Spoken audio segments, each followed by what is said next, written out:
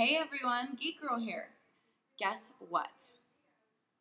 In this episode, I've gone green.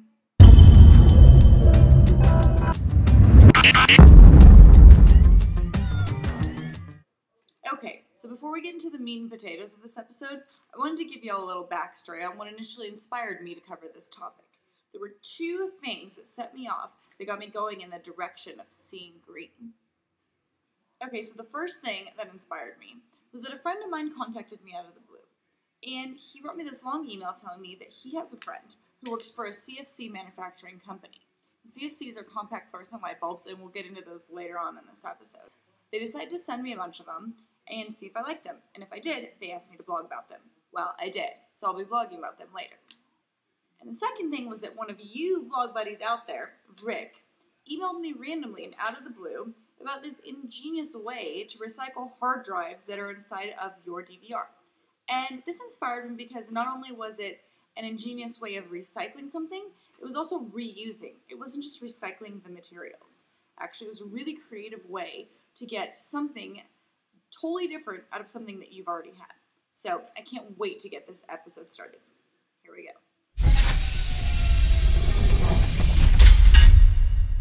Okay, so the first tip that I have here for you guys is sort of a no-brainer. I have some data here that tells me this.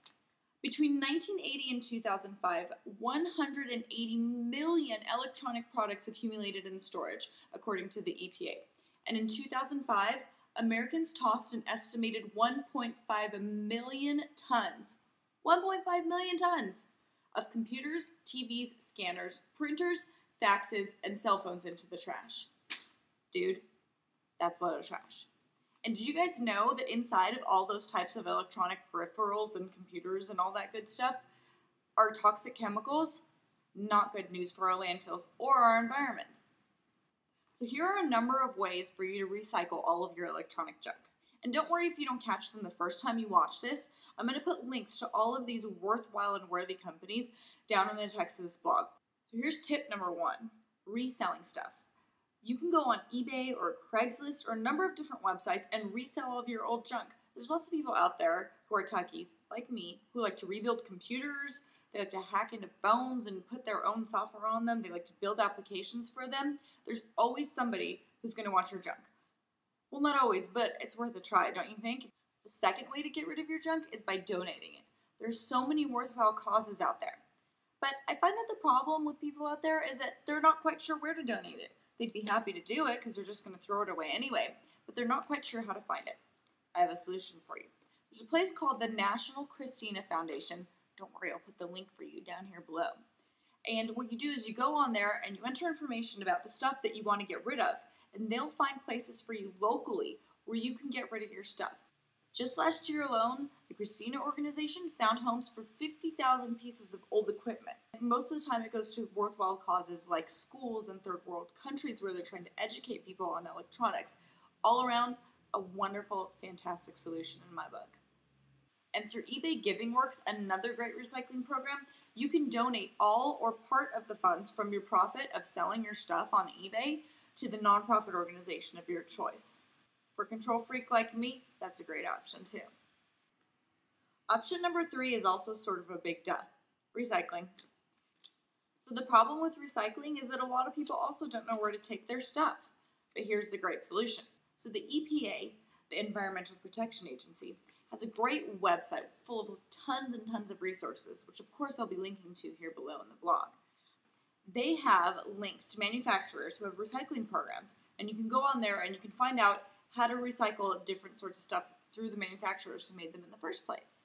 Now, you also have to be careful with recycling because a lot of recycling centers and programs will ship the things that you give them to recycle overseas where recycling standards are of a lot lower quality. That means that day laborers making as little as $1 an hour will be melting circuit boards and wires and all sorts of toxic stuff and dumping it into rivers, which doesn't help our environment at all. So you need to make sure that the recycling program that you hook up with is a good one. And I know this sounds like an additional extra step with something that you already don't know what to do with, but believe me, it's worth it. Just think about our future. And lastly, tip number 4 for recycling technology that you have around the house is actually something that you probably wouldn't think of under this category, and it involves buying green. Make sure that you research manufacturers and the products that you're buying to see that they're green companies who are concerned about our future and our environment. And that way you can ensure that you're buying a product that will be A, easier to use at home and more environmentally friendly in terms of energy savings and costs and materials, and B, will be a lot easier to dispose of later on down the road because you know that company's already forward thinking about our environment.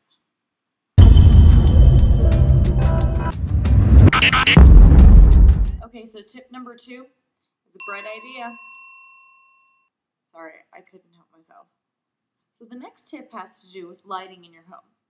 How many of you out there use 75-watt standard light bulbs in your house? If you're not raising your hand right now or saying, me, I don't believe you. Greenlight is a manufacturer of these CFC light bulbs. CFC stands for compact fluorescent bulb. Shouldn't that be CFB?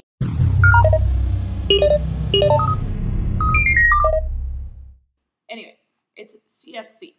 And what these do is they replace your regular standard 75-watt bulbs in your house, but they last 12 times longer.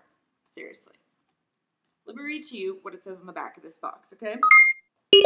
This 12,000-hour compact fluorescent bulb will save you $82 in energy costs over the life of this bulb compared to using 12 standard 1,000-hour 75-watt light bulbs. It even comes with a guarantee. Check this out. This bulb, based on a reasonable household use of 3 hours per day at 120 volts, I don't pretend to understand how electricity and lighting works, but I'm hoping some of you out there will get it. It sounds good to me. It's printed on a box. This product should last 11 years. 11 years? Obviously, I haven't really had a chance to test this out. However, I can tell you that I've had a CFC bulb in one of my lamps by my bedside table, which I use every night to read by, and I've lived in this place for 3 years, and I've never had to replace it. So it's a good sign already. 3 years. 3 years, it only leaves me with 7. I'll let you know how it goes at the end of that. If the bulb does not last 11 years, please return it with proof of purchase, register receipt, your name and address to the address noted below for replacement. For additional information, visit the website below, which I'll give you guys right here so you guys can check it out. That's pretty crazy. A light bulb that lasts 11 years. I'm sort of a conspiracy theorist, and on a side note, I've always believed that the government or whoever has come up with ways to have batteries that last for a long time and light bulbs that last for a long time, nearly forever, or at least for our lifetime. But I feel like those things aren't consumer friendly in the sense that they're not capitalist friendly, which means that you don't have to keep going back to the store or to Home Depot or whatever to buy more light bulbs. So I feel like these things have been a little bit pushed against. So it makes me feel really good to see something like this hitting the mainstream. So I highly suggest that you guys go out and you get one of these CFC bulbs. One thing that I've noticed already about these CFC bulbs, just so you guys know and don't be alarmed when you get one, is when you turn it on, it takes a minute. It sort of dims up. It takes a minute to reach its full strength potential and light. But they're really great, and I find that the light is just as soft, if not softer, and better than regular light bulbs. I don't even use regular light bulbs in my house anymore. I use these, and not just because they sent them to me. I bought them of my own accord.